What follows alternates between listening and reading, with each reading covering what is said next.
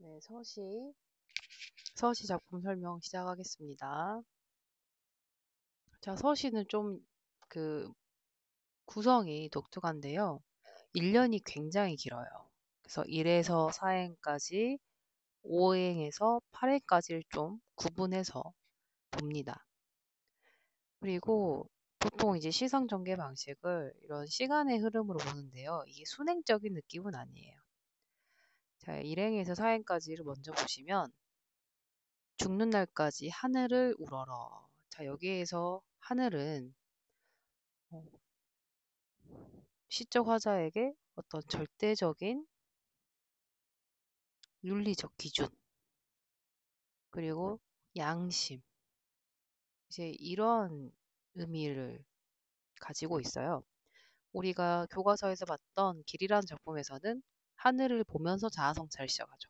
그래서 자아성찰의 매개체로서의 역할을 하는데 이 서시에서는 하늘이라는 소재는 절대적인 윤리를 나타내요. 그래서 하늘을 보면서 이렇게 도덕적으로 윤리적으로 찔리는 게 없고 싶었던 화자의 소망을 우리 볼 수 있습니다.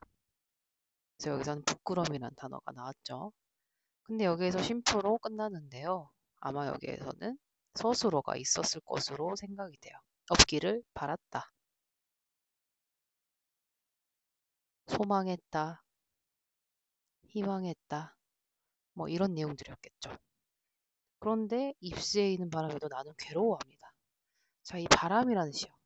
바로 앞에서 배운 자화성의에서는 달, 구름, 하늘, 바람, 가을 모두 아름답고 순수한 자연물이었어요.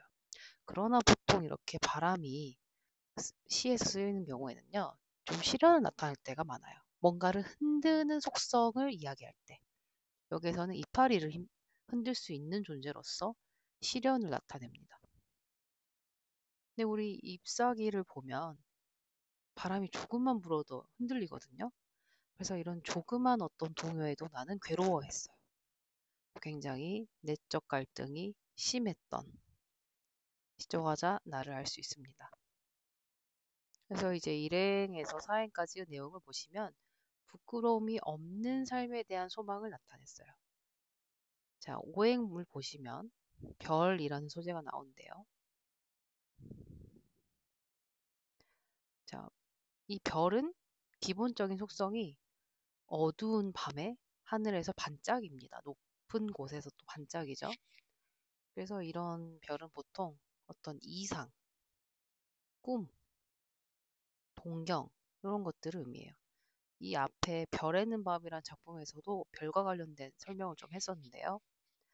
이 작품에서의 별은 별에는 밤에 나오는 그 어떤 그리운 대상들을 떠올리는 매개체의 역할은 보이진 않습니다.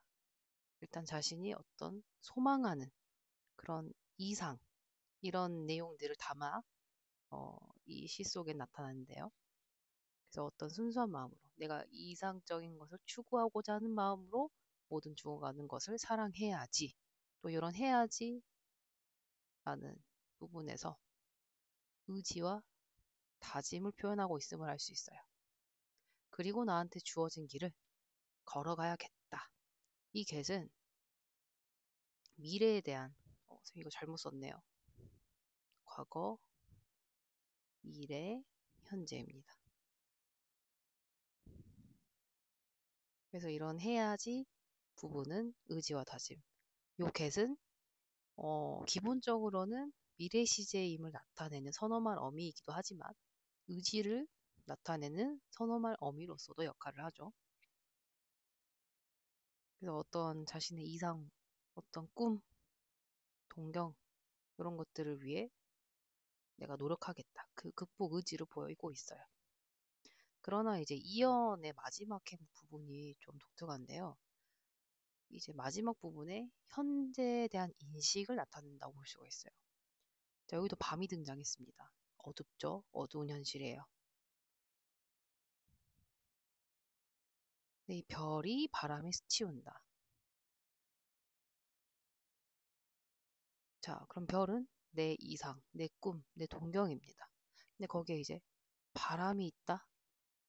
바람은 뭔가를 흔들 수 있는, 시련을 줄 수 있는 이런 고통을 줄 수 있는 존재예요. 그래서 지금 이 오늘이라는 현재를 나타내는 시어와 그럼 지금 상황이 안 좋다라는 부정적인 어떤 현실 인식, 그리고 내 꿈이 어떤 시련을 겪을 수 있다라는 현실 인식으로 마무리를 하고 있어요. 그러나 이 작품이 뭔가 앞으로에 대해서 암울한 인식이냐? 그건 아니에요. 요 부분을 또 우리는 꼭 기억을 해야 됩니다. 앞으로 내가 극복을 해야겠다. 사랑해야지, 걸어가야겠다. 이런 부분에서 현실 극복 의지, 뭔가 좀 더 내 이상을 위해 나아가겠다. 이런 의지로서 이 내용은 표현해주고 있는 겁니다.